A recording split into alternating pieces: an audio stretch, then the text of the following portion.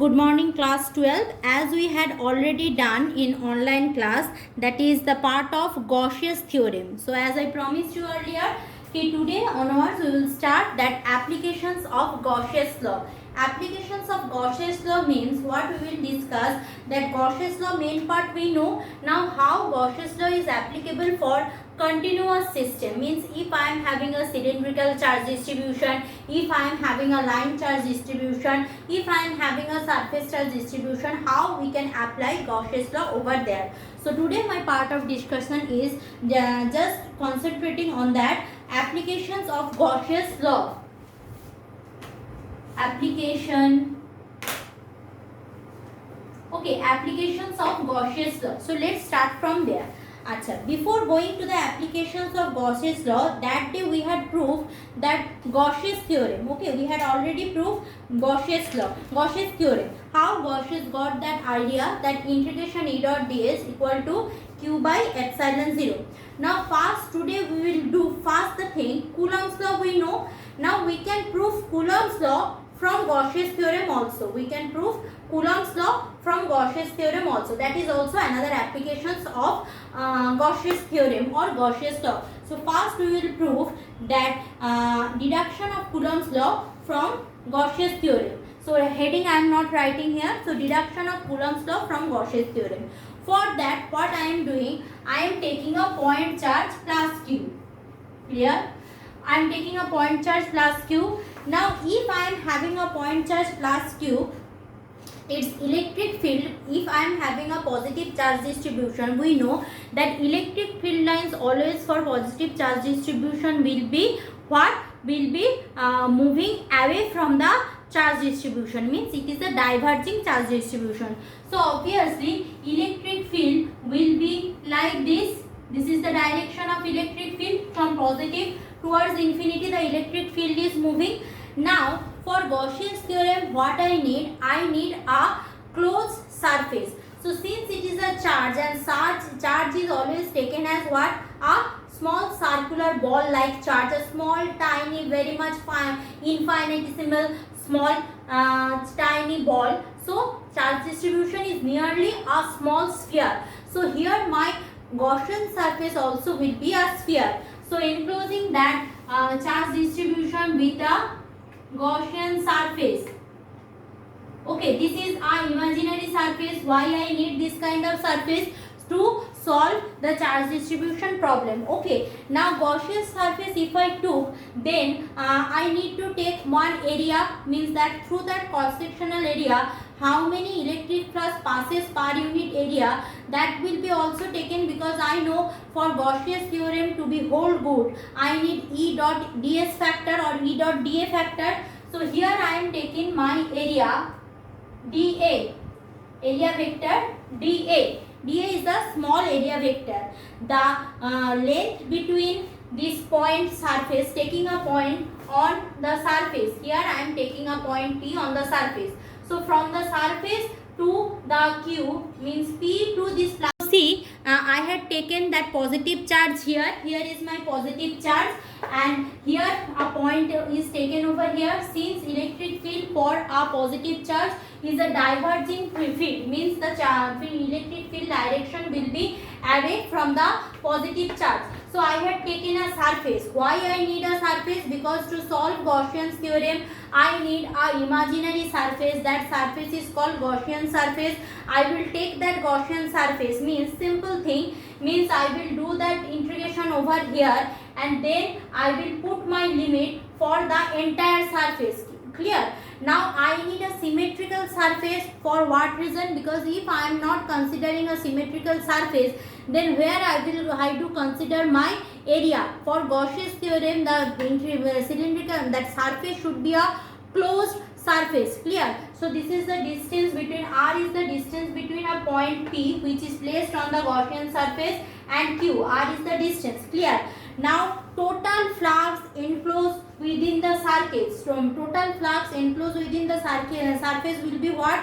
If electric field is E, and for that surface I am taking a small area dA, therefore phi E or charge will be equal to integration, close integration.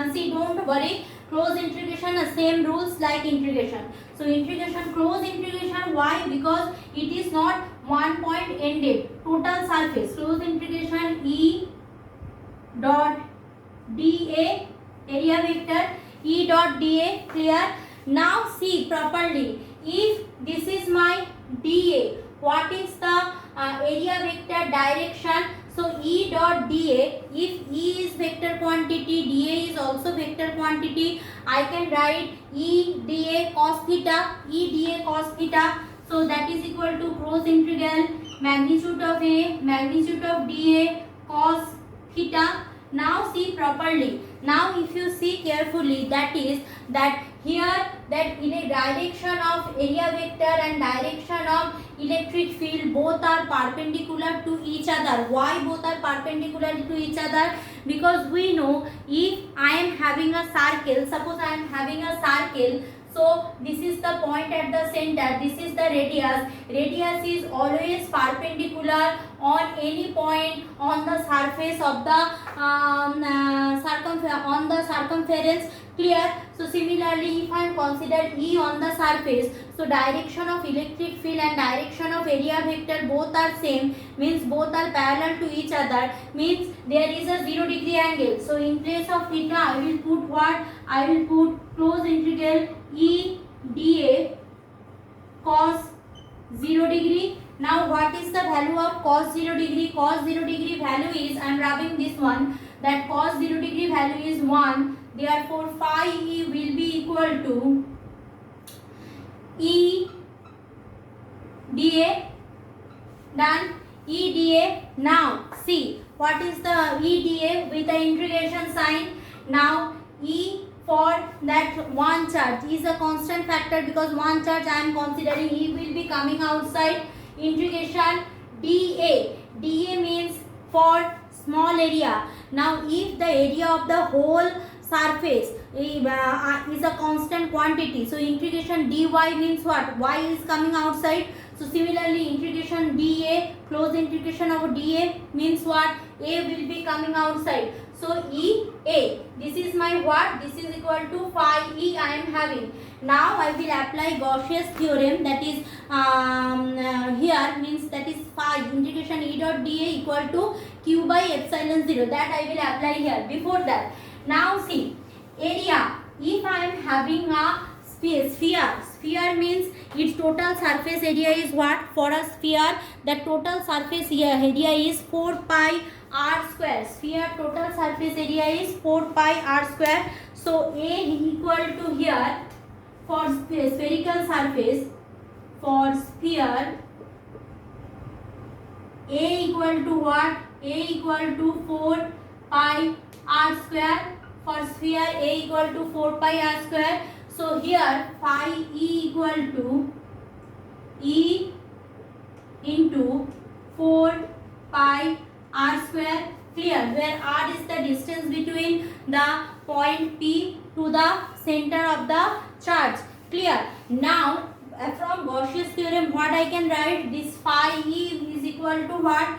According to Gauss's theorem, phi E equal to integration E dot dA, that I had done in online class. Don't ask me here. E dot dA equal to total charge enclosed within the surface divided by free space permittivity. Now still I am here dealing with a point charge. So total charge is here Q by epsilon 0. So that will be equal to what? Phi E value I am having. So I will equate with Q by epsilon 0. Do no problem doing by rating. So you can see properly.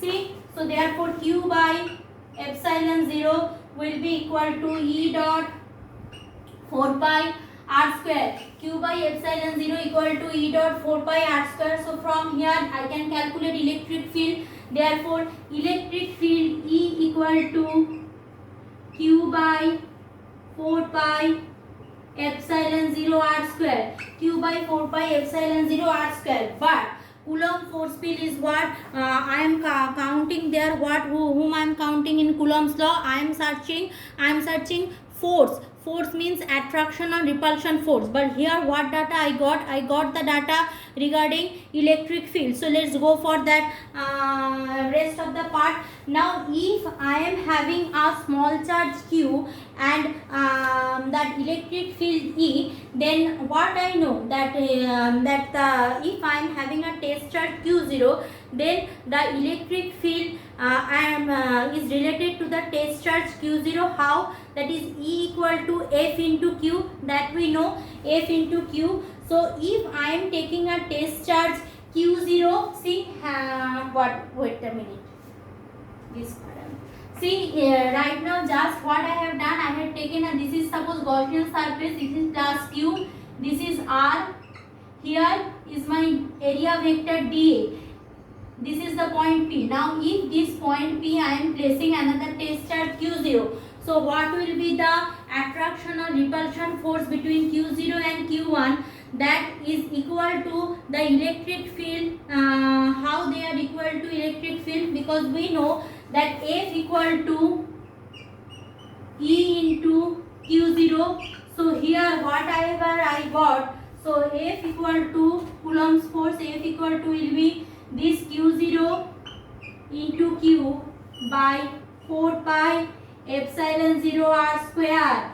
Now see Coulomb's law satisfied by Gaussian theorem. Now you can ask me, ma'am, which one is earlier, Coulomb's law or Gaussian theorem? The reason is that first they got the idea regarding electric field test charge, then Coulomb's do the investigation regarding single test charge, give the hypothesis, then by Gaussian theorem they prove that Coulomb's hypothesis, then Coulomb's hypothesis is taken as Coulomb's law. Okay, now next part of the discussion in my next video. Thank you.